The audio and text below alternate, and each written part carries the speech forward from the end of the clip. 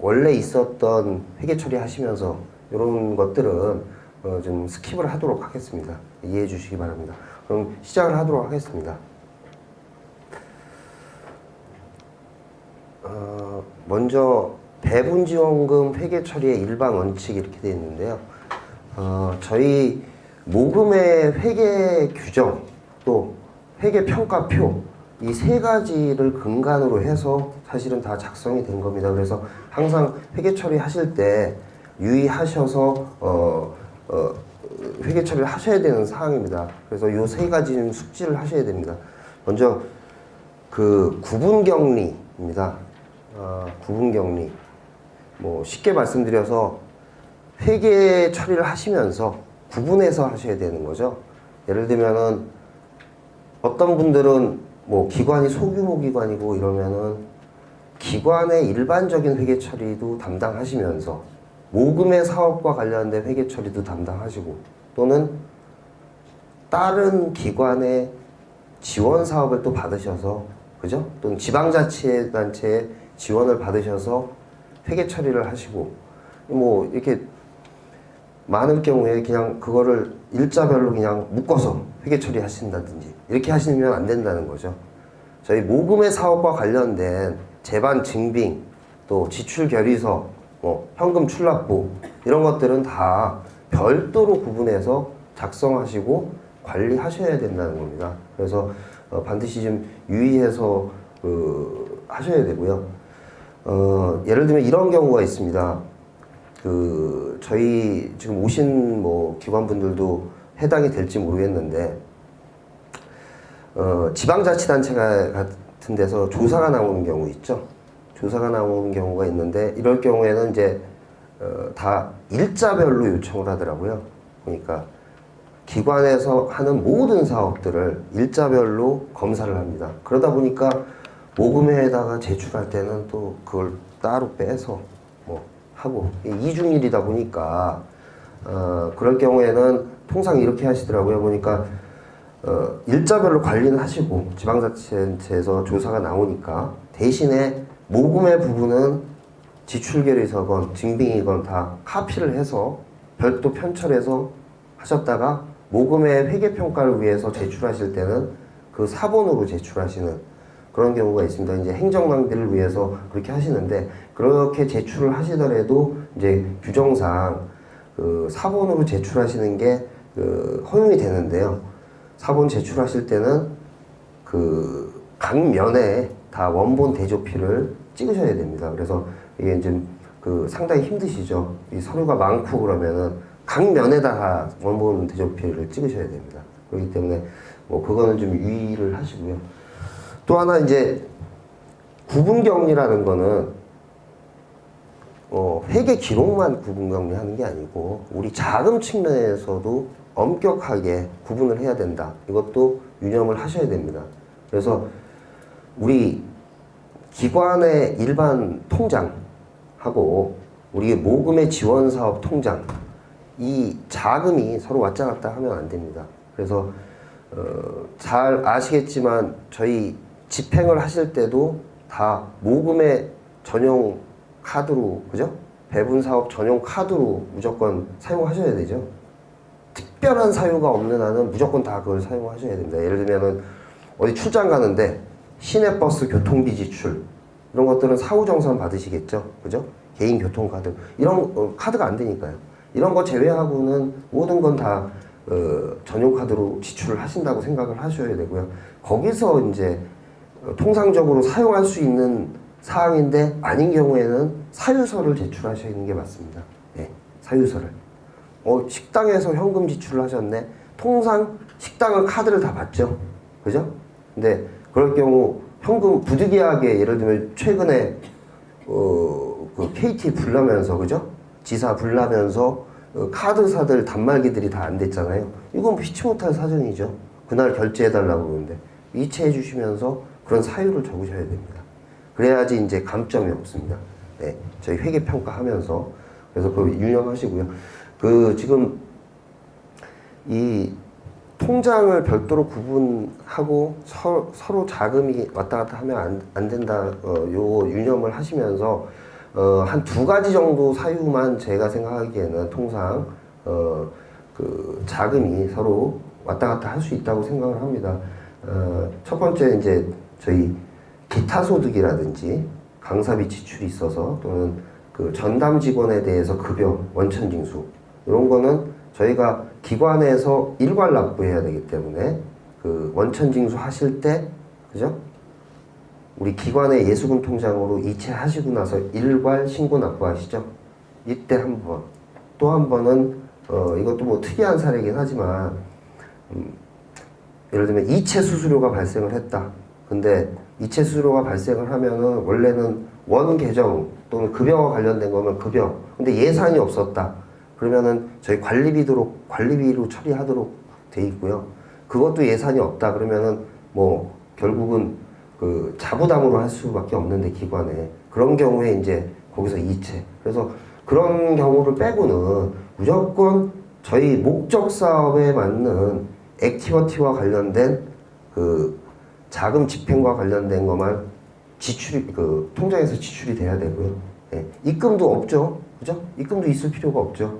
저희 배분금 처음에 받으실 때 이때 외에는 입금도 있을 필요가 없습니다.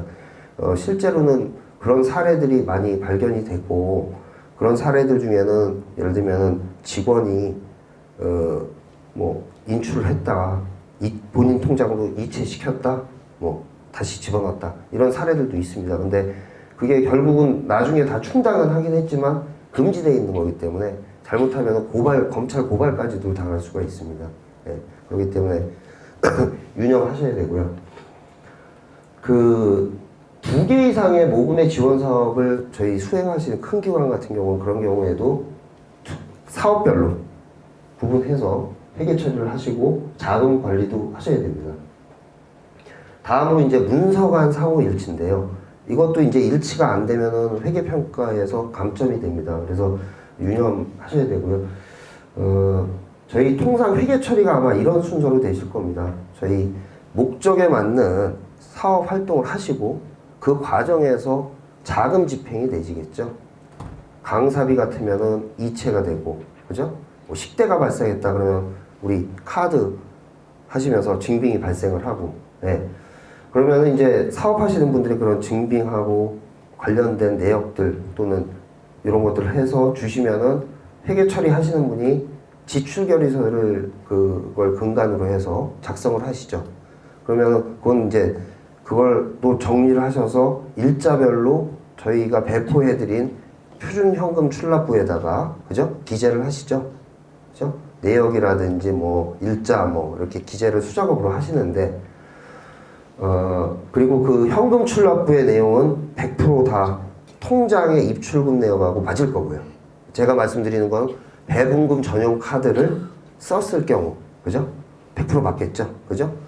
뭐 이건 무조건 맞아야 됩니다. 그래서 문서간 상호일치라는 거는 제가 말씀드렸던 그 우리 활동의 결과로 발생한 원시 증빙, 카드 매출 전표라든지 또는 강사비에 대해서 이체증 또는 원천 징수에 대해서 우리 기관의 원천 예수금 통장으로 이체한 내역이라든지 이런 것들하고 지출결의서의 내용에 제출결의서에 있는 금액 내용, 그 다음에 현금 출납부의 내용, 그 다음에 통장의 내용 이게 다 상호 일치해야 된다는 겁니다. 그래서 이게 회계 처리의 기본이기 때문에 이게 한두 건이 틀리면은 저희가 이제 보완을 요청을 해드리거든요.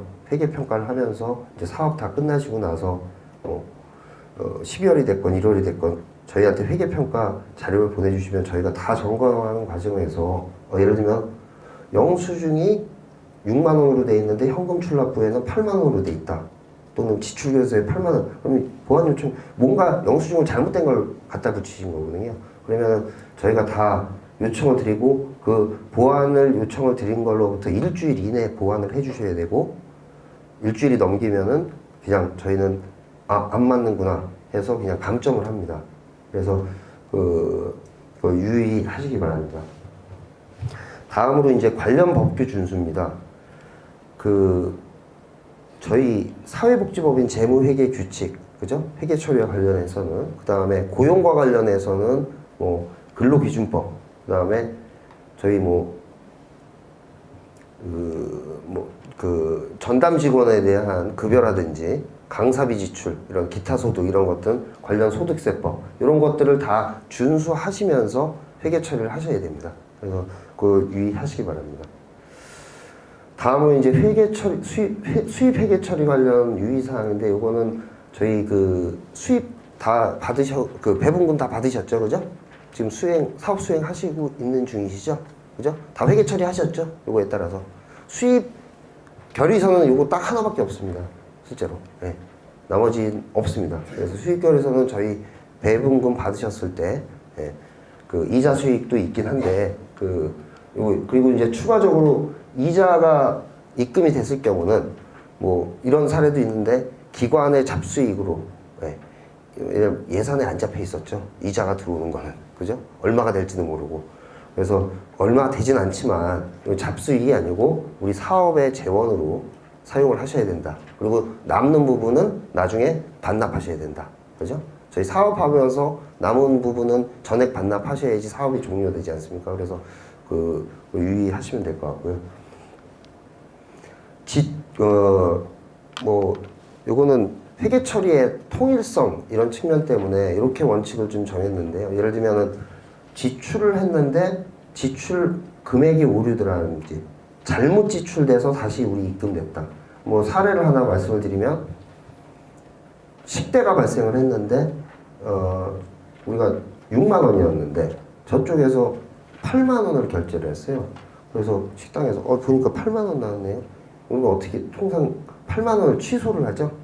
그분들이 그 다음에 다시 6만 원으로 결제를 하죠. 그죠? 그러면은 지출 결의서는 3개. 네. 처음에 8만 원짜리 지출 결의서, 그 다음에 8만 원 마이너스 재입금이라는 비고란에 적으면서 마이너스 처리하면서 8만 원 지출 결의서, 그 다음에 다시 이제 저희가 제대로 지출한 6만 원, 이렇게 3개 이렇게 작성을 하는 게 원칙입니다. 그래서 그렇게 이거 수익 결의서가 아닙니다. 네. 지출 결의서에서 마이너스로 처리를 하셔야 됩니다. 그 다음에 이제 지출 회계 처리 관련 유의사항에 대해서 말씀을 드리겠습니다. 아주 기본적인 거는 제가 생략을 하고요. 중요한 사항만 말씀을 드리겠습니다. 먼저 적격증빙은 무조건 배분사업 전용카드 매출전표입니다. 특별한 사유가 없으면은 우리나라 뭐 지금 카드 안 되는데 없죠. 그죠? 그렇기 때문에 무조건 배분사업 전용 카드로 사용하셔서 지출을 하셔야 되고요. 이게 그래서 적격증빙이에요.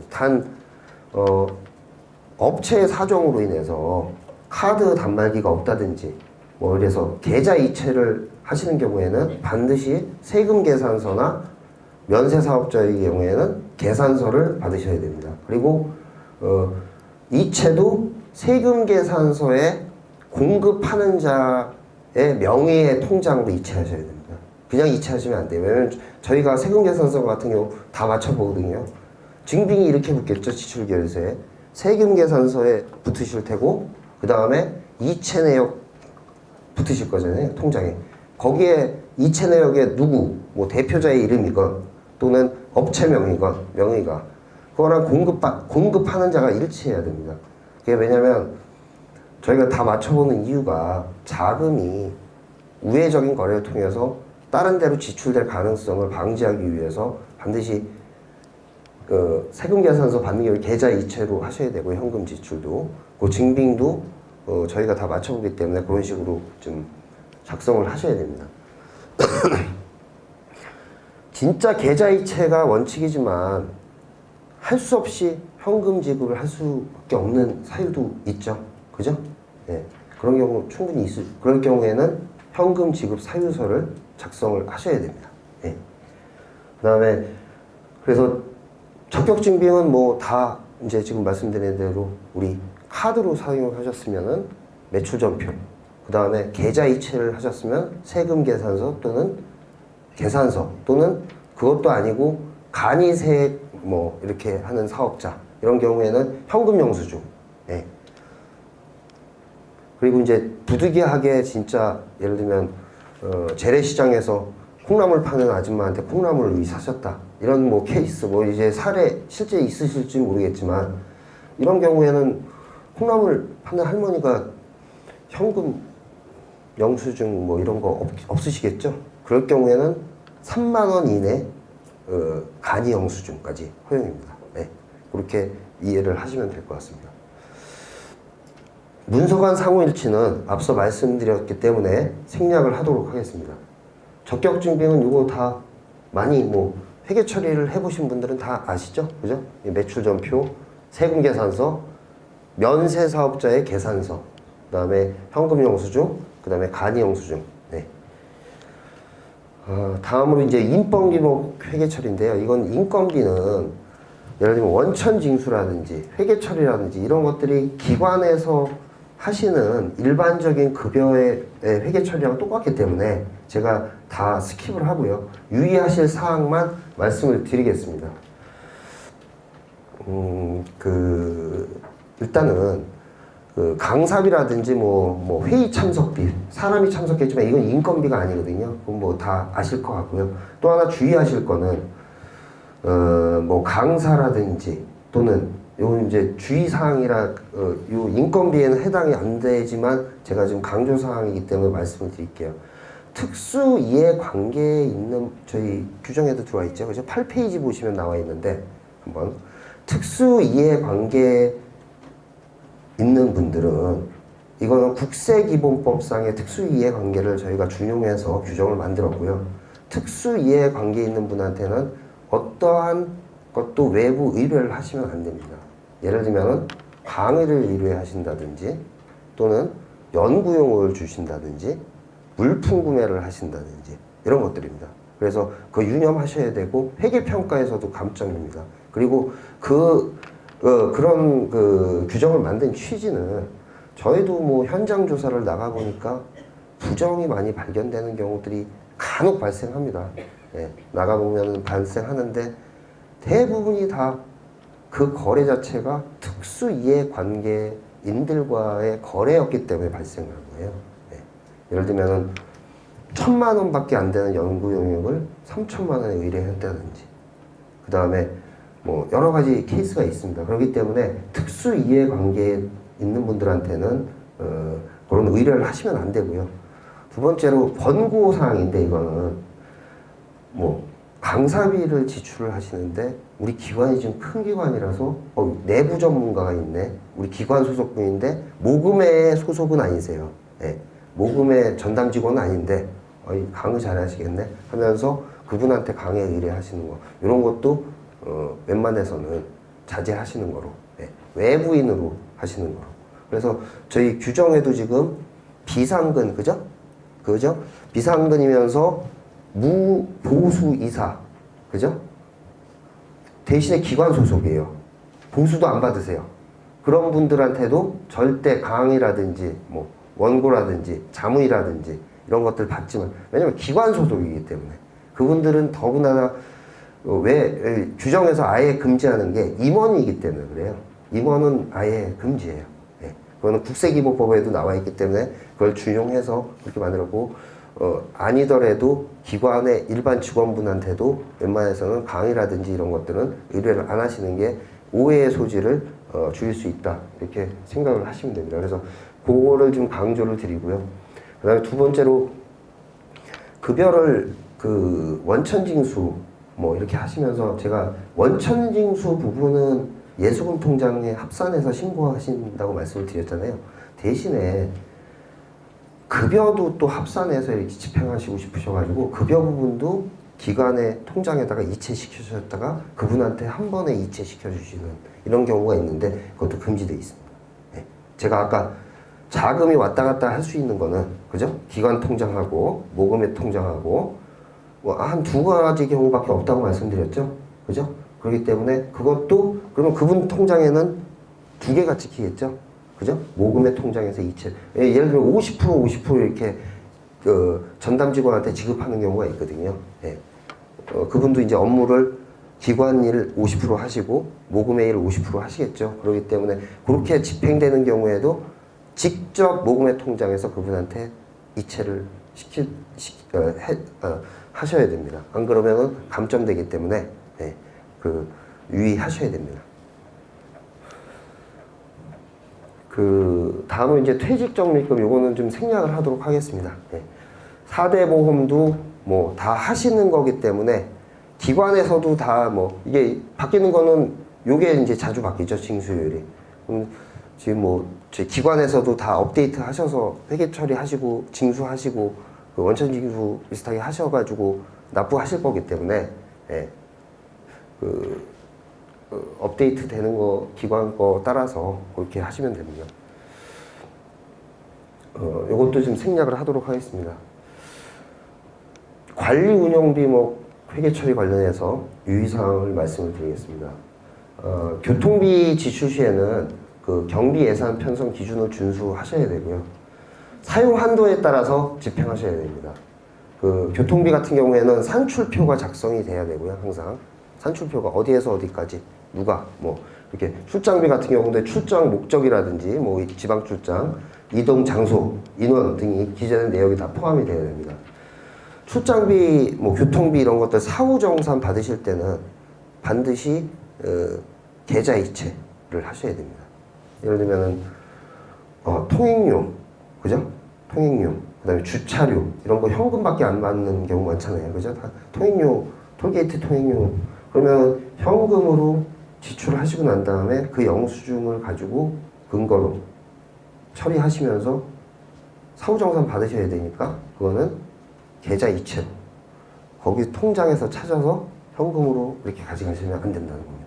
네, 네. 유의하셔야 됩니다. 그 다음에 기관이라든지 자차를 이용하셨을 때 이것도 뭐 사후정산 개념인데 이런 경우에도 저희 그 산출비율비는 우리 네이버 지도라든지 이런 데서 뭐 네이버 길찾기 이렇게 하면 어디부터 어디까지 이렇게 나와 있죠. 몇 킬로 그걸 근거로 해서 그 산출 주유비를 인정받으시고 회계 처리를 하셔야 됩니다. 예. 다음으로 사업비목 회계 처리 관련해서 유의사항입니다. 강사료인데 강사료 예산이 변경됐기 때문에 예산 편성 기준 그 준수하셔가지고 예, 하셔야 되고요. 그다음에 요건 뭐 다 요거 우리가 어떤 지출 결의서에 어떤 그 것들을 첨부해야 되는지를 강사비 지급증, 영수증 요거랑 그다음에 계좌 이체증 그분한테 계좌 이체한 거, 예? 예? 그다음에 강사비 산출표, 그죠? 그다음에 강사 이력서, 그다음에 원천징수 영수증 이런 것들을 지출 결의서 뒤에 어태치 하셔서 회계 처리를 하셔야 됩니다. 그리고 또 하나 지금 강조드리고 싶은 거는 이건 뭐 기관에서도 강사비 원천징수 많이 하시고 하시니까 제가 기관에서도 그렇게 하실 텐데 강사비 지급증 영수증을 이제 이렇게 사인을 받으시잖아요, 그죠? 그날 강의 오신 날 바로 받으시고 그 다음에 계좌 이체를 하실 텐데 나중에 이때 반드시 좀 여쭤보셔야 되는 게 이분이 기타 소득에 해당되는지 사업 소득에 해당되는지를 먼저 여쭤보셔야 됩니다. 왜냐면 어떤 분들은 실제로 사업소득에 해당되는 분들도 있어요. 그러면 원천징수 세율이 다르기 때문에 예, 반드시 물어보시고 그 세율에 맞게끔 안 그러면은 그분이 다시 신고하시거나 지금 복잡하기 때문에 돈이 얼마 안 되는데도 이제 복잡하게 수정 신고하시거나 예, 뭐 이래야 되기 때문에 그걸 반드시 좀 여쭤보셔서 그거에 따라서 원천징수 하셔야 되고요. 강사의 이력서도 다 첨부돼야 된다고 그랬는데 뭐 이런 경우가 있겠죠. 2주에 한 번씩 10번 강의를 하신다. 근데 이제 지출 결의서가 10번. 근데 강사 이력서 그거 다 붙이시는 거 카피하는데 종이 들어가고 그것도 행정 낭비이기 때문에 이런 경우에는 이제 레퍼런스를 명확히 해서 그냥 하지 말라. 이게 이제 이런 거죠. 1번부터 10번까지의 전표 번호로 예를 들면 돼 있다 그러면 1번 전표 번호에 지출 결의서 번호에 뭐 이력서가 어태치 돼 있으면 2번, 3번 지출 결의서에는 1번 지출 결의서에 강사의 이력서는 있다. 이분의. 그렇게 지출 결의서 앞면에 네, 그 기재를 하시면 문제가 없습니다. 네. 다음으로 이제 원천징수인데 이거는 결과만 말씀을 드리면 8.8%죠. 그죠? 2019년부터 8.8%죠. 18년까지 6.6%였고 그 전에는 또 4월 1일 전에는 3월 30일까지는 4.4%였고 그래서 이제 이게 요 산식을 로직을 지금 그려드렸는데 이거는 이해 안 하셔도 될 것 같고요. 8.8%만 원천징수 하시면 된다. 예. 그리고 이런 세율이 바뀌면은 모금회에서도 다 공지가 나가기 때문에 앞서 말씀드린 4대 보험이라든지 이런 것들 다 그거를 업데이트 하셔서 하시면 됩니다. 올해 아무튼 2019년 적용은 8.8%다 이렇게 이해를 하시면 됩니다. 다음으로 이제 식사비는 1인당 평균 10,000원. 그래서 평균 10,000원이라는 거 유의하시면 돼요. 어떤 분은 12,000원짜리 드시고 어떤 분은 7,000원짜리 드셨으면은 두 분이 드셨으면 문제 없는 거죠. 평균이니까 1인당. 그죠? 그 다음에, 단순인건비. 이거는 유급자원 봉사자는 한 명당 하루에 74,300원. 중식비까지 포함하고 2019년에 최저임금을 적용해서 인상된 최저임금을 적용해서 산출된 금액입니다. 단순인건비인데 12만 5천 원을 초과했을 경우에는 기타 소득과 동일하게 8.8% 원천 징수를 하시거나 아니면 그냥 단순히 거기서 끝내시는 게 아니고 일용 근로자라고 간주를 해서 지급조서를 제출을 하셔야 됩니다. 둘 중에 하나를 선택적으로 하셔야 되고요. 그 다음에 우리 사진을 찍는 거 있지 않습니까? 회계 증빙으로 사진을 찍는 거. 저희 지출결의서 뒤에. 요거는, 다 모든 거를 찍으실 필요 없고요. 현수막하고 자료집은 인쇄물, 이런 것들, 우리 결과로 나온 자료집이라든지, 이런 것들은 다, 보일 수 있게끔 사진을 찍어서 첨부를 하셔야 되고요. 그게 없을 경우에 감점이에요.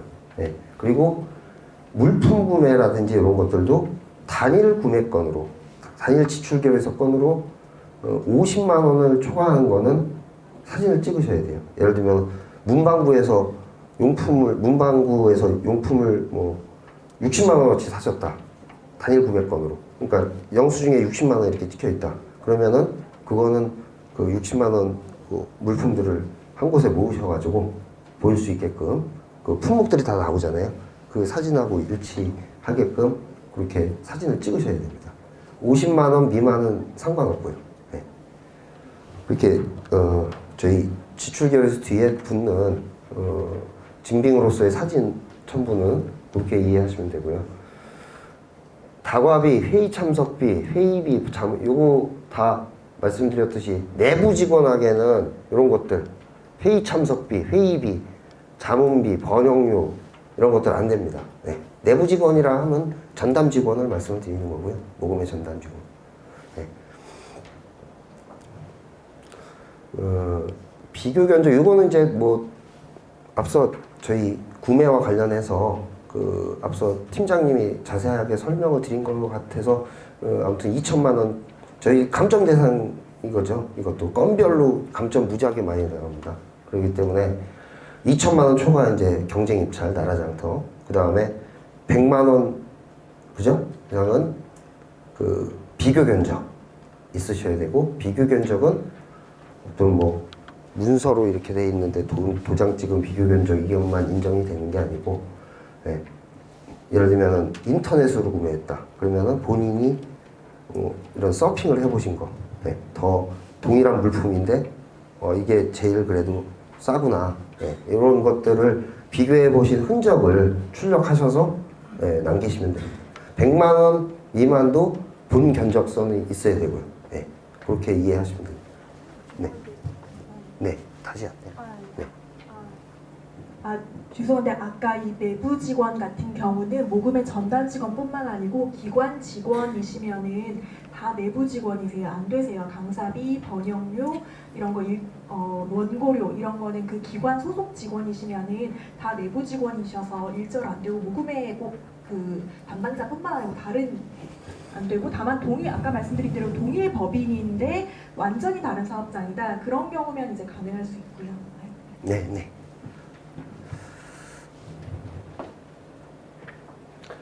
다음 이제 예산 변경 관련해서는 주의하실 사항만 말씀을 드리면은 아무튼 이게 승인을 받아야 되는 거랑 그죠? 그냥 자체적으로 예산 변경하실 수 있는 게 이렇게 이제 배분금을 지원 받으시는 규모에 따라서 달라지는데 비율을 하고 요게 사실은 허용되는 게 누적 금액이다.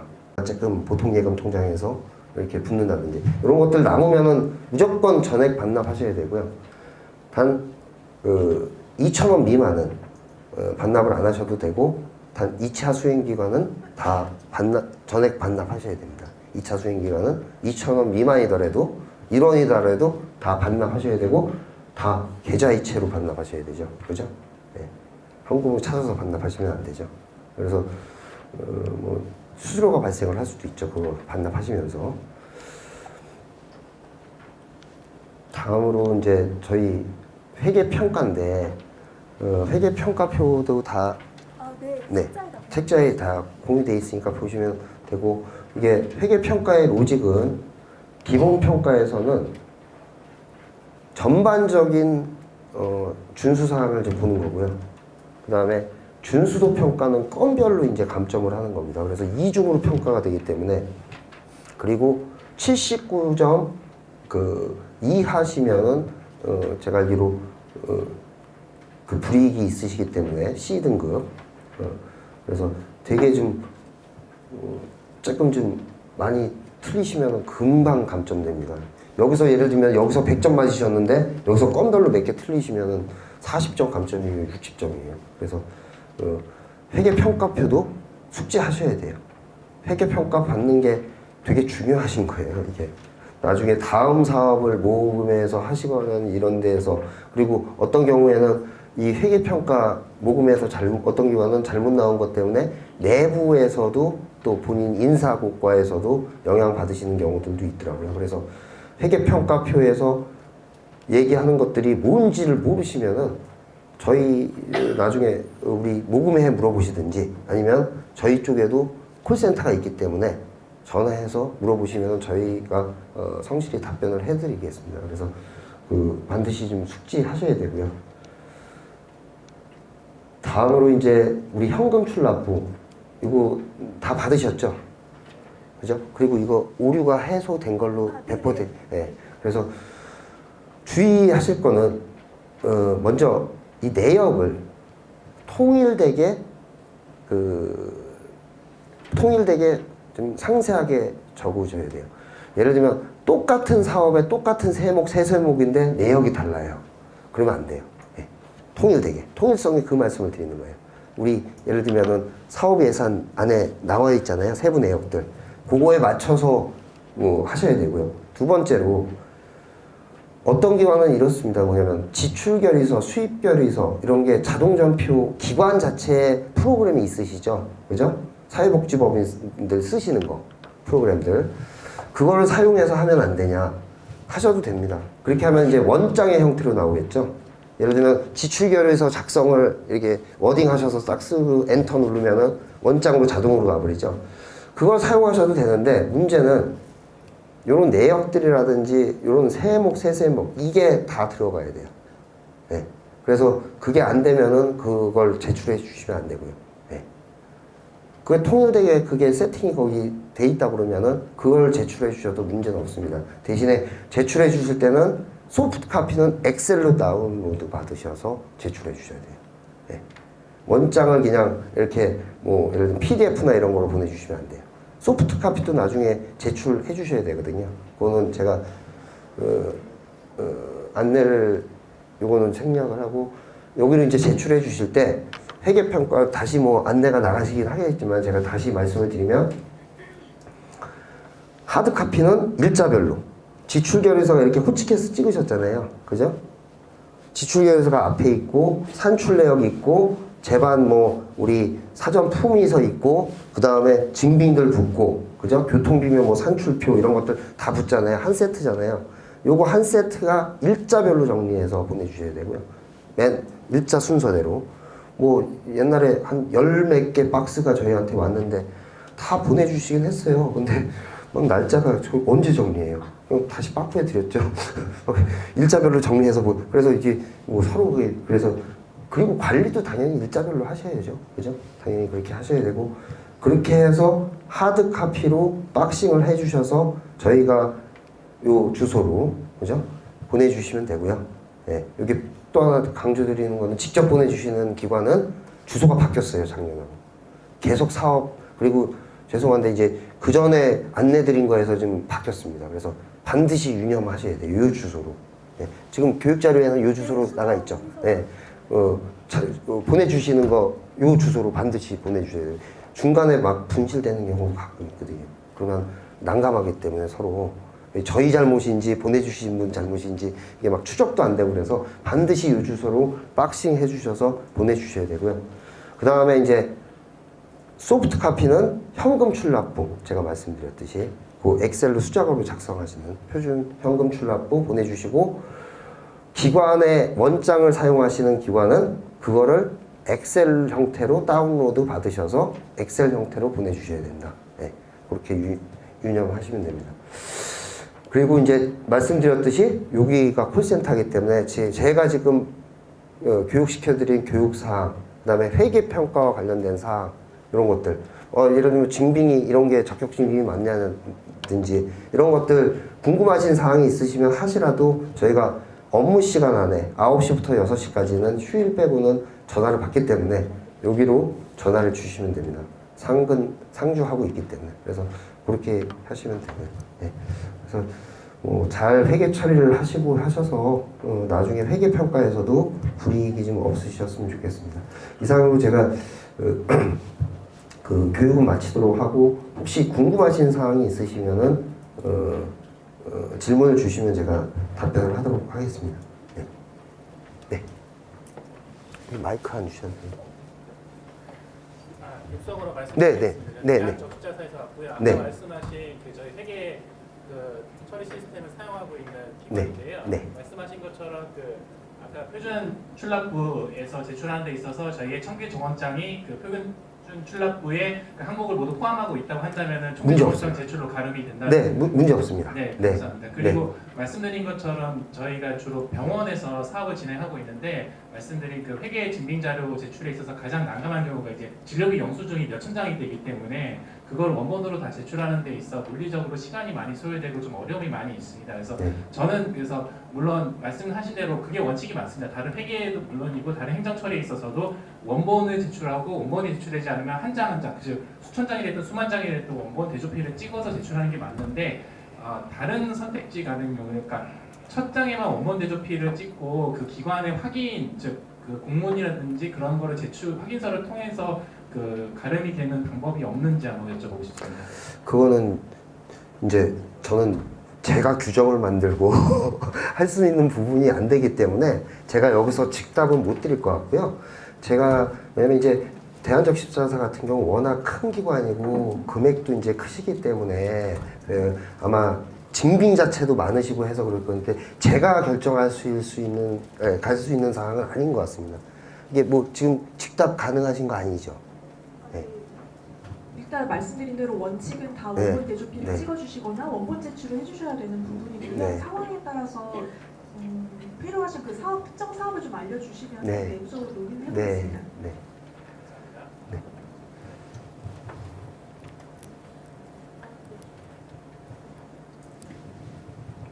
아까 네. 다시 답변을 주셨는데 헷갈려서 다시 한번 네. 확인하려고 여쭤봅니다. 제가 여쭤본 건 두 가지고요. 네. 첫 번째는 저희는 시설협회 산하법인인데요. 네. 네, 저희 등기상에 이사님들이 소속되어 있는 시설이 각각 따로 있으세요.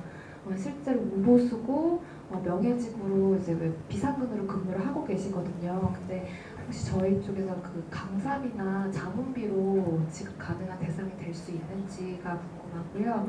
두 번째는 저희가 인건비를 계획하기로 기본급을 지원하는 것으로 저희 사업비에서 포함했고 나머지 4대 보험이나 퇴직금은 자부담으로 잡았어요.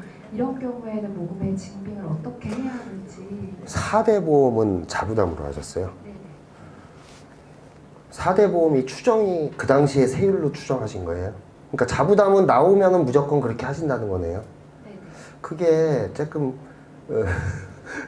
지금 어불성설인데 이제 예산을 그렇게 잡으시긴 했는데 왜 그 말씀을 드리냐면요. 소득이 결정돼 버리면 그 당시에 세율을 가지고 원천징수 되는데 그러면 예산하고 맞게 안 될 가능성이 있어요. 예를 들면 150만 원이 예를 들면은 총 소득이더라도 그럼 150만 원은 무조건 집행하시는 거네요. 네네. 기본급 지원. 기본급 지원이. 상당히 특이한 케이스요. 이게 앞에 거는 먼저 앞에 질문은 네.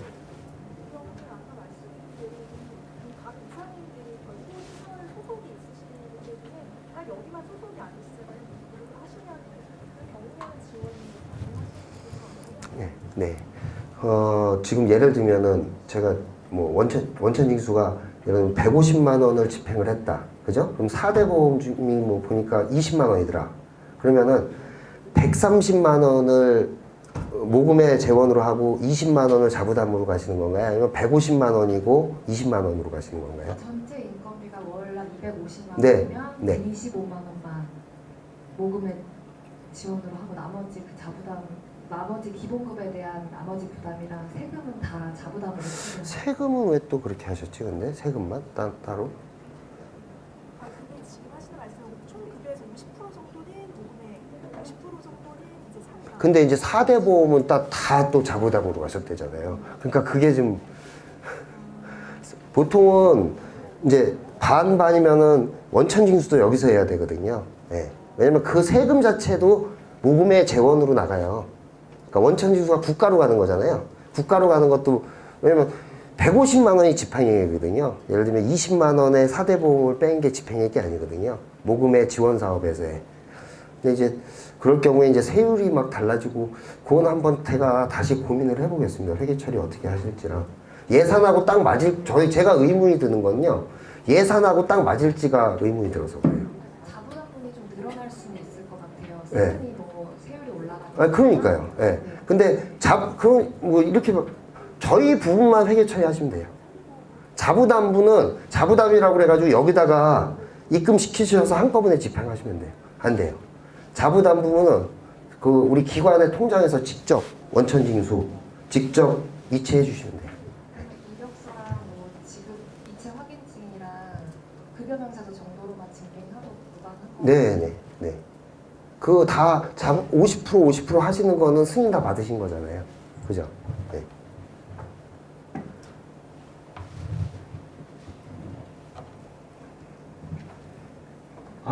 네. 저희 기관이 이제 복지관들의 2차 배분을 해서 사업을 여러 개 진행하고 있는데요. 네. 복지관들한테 이제 회계 서류 받을 때 강사비 원천징수 영수증을 내라고 하면은 이제 대부분 기관들은 이제 개개인 거 끊어주시는데 몇몇 기관들은 꼭 이 기관 전체 여러 명의 강사분들에 대한 거를 한꺼번에 끊어서 자기들은 항상 이걸로만 했다고들 하면서 주시는데 그것도 가능한 건지 알고 싶습니다. 그거는 이렇게 하셔야 돼요. 왜냐면 그 지금 두 번째 그렇게 총괄로 왜냐면 이제 총괄표를 보시면 원천징수 하실 때 기타 소득 뭐 근로소득 이렇게 나눠져 있고요. 월 총액만 나와 있어요. 사람 세부 명세도 안 나와 있어요. 그거는 이제 나중에 원천징수를 1월부터 12월까지 한 거를 각 개인별로 연말 정산할 때 이제 세부적인 게 어태치가 붙고요. 그런 경우는 이렇게 하셔야 돼요. 뭐냐면 월 총액을 기관에서 신고하신 거에 뒤에 그 총액의 세부 내역 있잖아요. 그거 이제 나올 거 아닙니까? 개인별로. 그리고 그 합계가 맞으면 되고요. 신고 내역으로. 그 다음에 그 세부 내역에서 우리 전담 직원 거분만 하이라이트로 에딩펜이나 이런 거로 그렇게 해서 하시면 됩니다. 네. 네.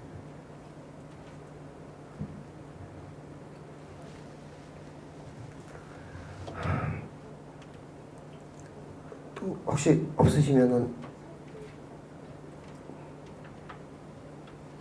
네 종료를 하도록 하겠습니다. 네 수고 많으셨습니다. 네.